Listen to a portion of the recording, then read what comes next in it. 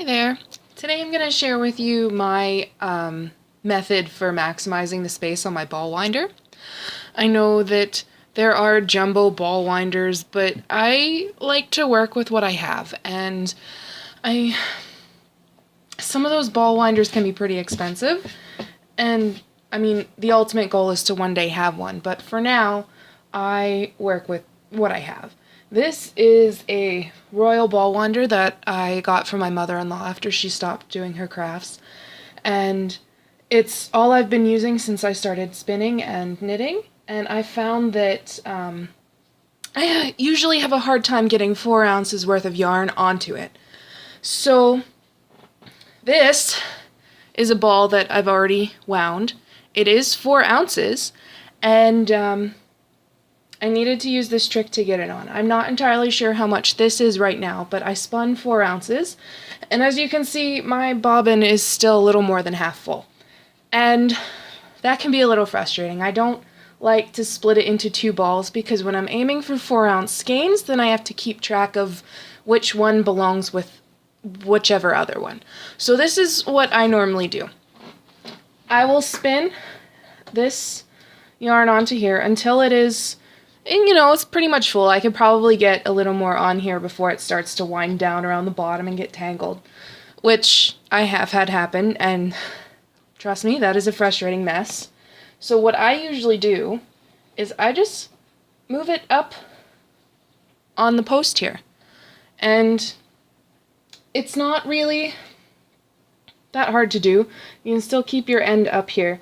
It does, make the finished ball just a little bit rounder. It's not quite as pretty as a normal looking cake, but it still gets the job done, right?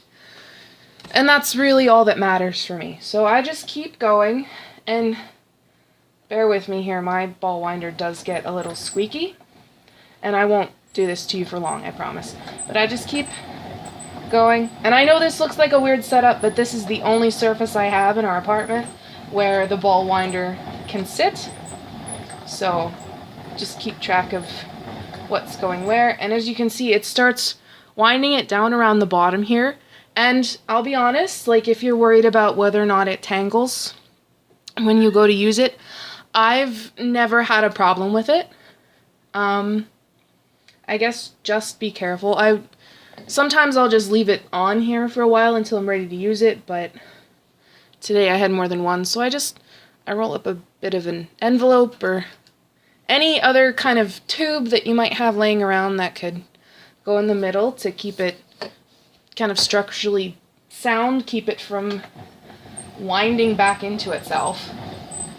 Works. And then basically just keep going. It works very well, and once it gets to the end, it does only pull up here, so you can see it wraps up here, so that's kind of where it rounds off, but I've never had an issue with it at all. Half the time when I'm using a ball like this anyway, I'm either pulling from the center or plying from both ends of the ball, and it's never given me a problem. But yeah. So yeah, when you're done, I always just take the tube here, put it on here and then slide it up over, but I'm not quite done. So yeah, I hope this helps if you've ever had an issue getting all of your yarn onto your ball winder. I've never moved it up more than once. I've only needed to do it just the one time. I don't know how well it would work if you had a lot of yarn, 6 or 8 ounces. So you might still have to split it, but for 4 ounces on a ball winder this size, it works perfectly. I only have to move it up the post once, and I'm not sure the effectiveness of having to do it again, although I don't think it would. As long as it doesn't push up over and you start having it collapse on itself, it should be fine. So yeah, I hope that you enjoyed. I hope it helped. Have a good day.